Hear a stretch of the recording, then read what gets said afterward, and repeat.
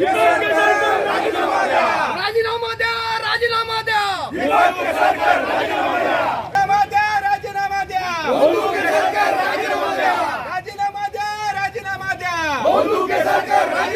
पण आज खऱ्या अर्थानं दुर्दैवाची गोष्ट आहे की या खराताला राजकीय पाठबळ हे केसरकरांमार्फत मिळालं आणि केसरकर आमदार आहेत म्हणून खऱ्या अर्थानं आमचं सगळ्यांचा आरोप आहे की आज केसरकर खरे सूत्रधार आहेत.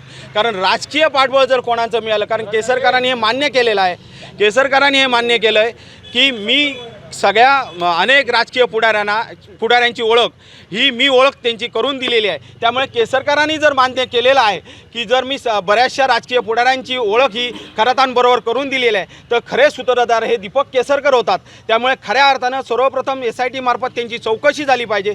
दीपक केसरकरांनी जरा लाज शरम असेल तर राजीनामा तात्काळ दिला पाहिजे. कारण खऱ्या अर्थानं आज ह्या सिंधुदुर्गाचा असलेला नावलौकिक आणि सावंतवाडीचं खास करून सावंतवाडीतली जनता ही शून्य मतदार शून्य जनता म्हणून ओळखली जातला. इथला हा पर्यटन जिल्हा म्हणून पर्यटनातून सावंतवाडी शहर म्हणून ओळखलं जातं.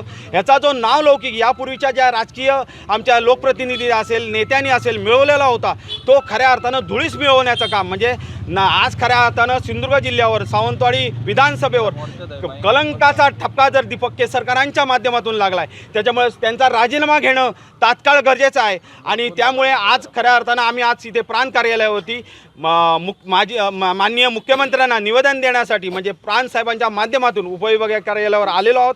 या ठिकाणी आम्ही मागणी करणार आहोत की त्यांचा तात्काळ राजीनामा घ्या. त्यांनी नाही दिला, त्यांना लाजशरम नसली तर ते राजीनामा देणार नाहीत, तर नाही दिला तर त्यांचा राजीनामा द्या, त्यांची SIT मार्फत चौकशी करा आणि त्यांच्यावर गुन्हे नोंद करा अशी आमची मागणी आहे.